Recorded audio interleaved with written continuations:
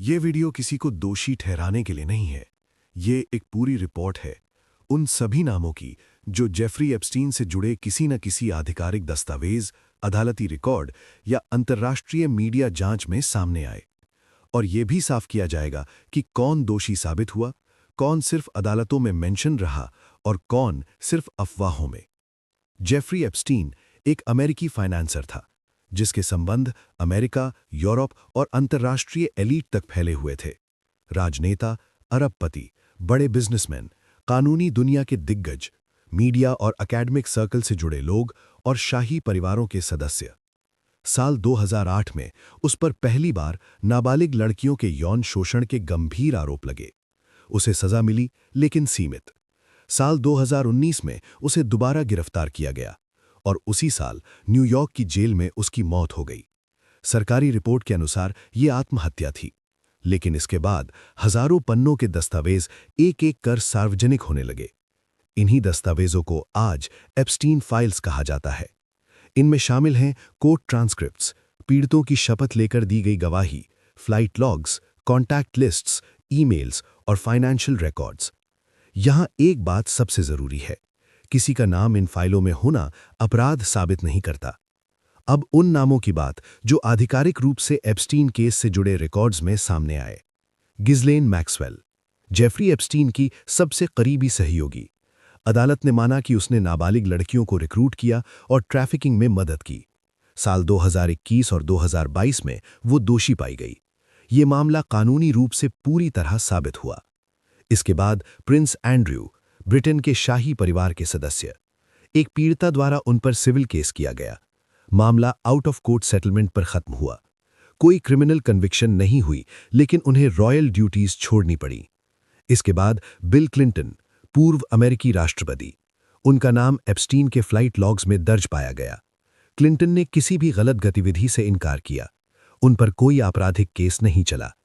इसके बाद Elon डर्शोविट्स, America के प्रसिद्ध संवैधानिक वकील, एक पीड़िता ने उन पर आरोप लगाए। डर्शोविट्स ने इन आरोपों को पूरी तरह नकारा। कोई कन्विक्शन नहीं हुई। इसके बाद जॉन लूक ब्रुनेल, फ्रांस का मॉडलिंग एजेंट, एप्स्टीन से करीबी संबंध, उस पर कई गंभीर आरोप लगे, लेकिन ट्रायल से पहले उसकी मौत हो गई।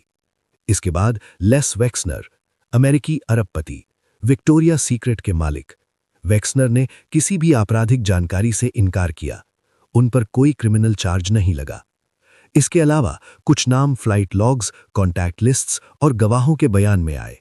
इनमें कुछ इंटरनेशनल बिजनेसमैन, कुछ इन्वेस्टमेंट बैंकर्स, कुछ एकेडमिक्स और साइंटिस्ट शामिल हैं। लेकिन इनमें से अधिकांश नामों पर न केस चला, न आरोप साबित हुए।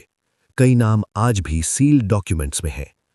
अब बात उन नामों की जो सोशल मीडिया पर तेजी से वायरल हुए। इनमें एक्टर्स, साइंटिस्ट्स, राजनैतिक नेता और पब्लिक फिगर्स तक को शामिल किया गया।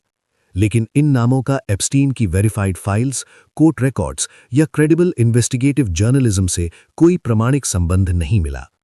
भारत से जुड़े किसी भी प्रधानमंत्री या बड़े राजनैतिक नेता का नाम एप्स्टीन की किसी ऑफिशियल फाइल में नहीं है।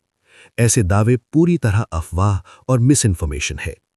एप्स्टीन के प्राइवेट जेट को लॉलिटा एक्सप्रेस कहा जाता था। फ्लाइट लॉग्स में तारीखें, इनिशियल्स और डेस्टिनेशंस दर्ज हैं, लेकिन ये लॉग्स किसी अपराध का सबूत नहीं होते। सबसे बड़ा सवाल आज भी यही है, एप्स्टीन इतने सालों तक कैसे बचा रहा? Powerful connections, secret legal deals, media की चुप्पी और पीड़ितों की आवाज जो लंबे समय तक दबा दी गई। कई खोजी पत्रकार मानते हैं ये सिर्फ एक व्यक्ति की कहानी नहीं, ये पूरे सिस्टम की नाकामी है। आज भी कई डॉक्यूमेंट सील्ड हैं, कई पीड़ित अब भी सामने नहीं आई, फाइनेंशियल नेटवर्क पूरी तरह पब्लिक नहीं हुआ। इसीलिए एप्स्टीन फाइल्स आज भी एक ओपन केस है। एप्स्टीन मर चुका है, लेकिन उससे जुड़े सवाल आज भी जिंदा हैं। नाम फाइलों में दर्ज हैं, लेकिन इंसाफ अब भी पूरा नहीं हुआ। अगर आप चाहते हैं कि ऐसी ही फैक्ट बेस्ड, अपडेटेड और जिम्मेदार रिपोर्ट्स आप तक पहुंचती रहें, तो वीडियो को लाइक करें और चैनल को सब्सक्राइब करें।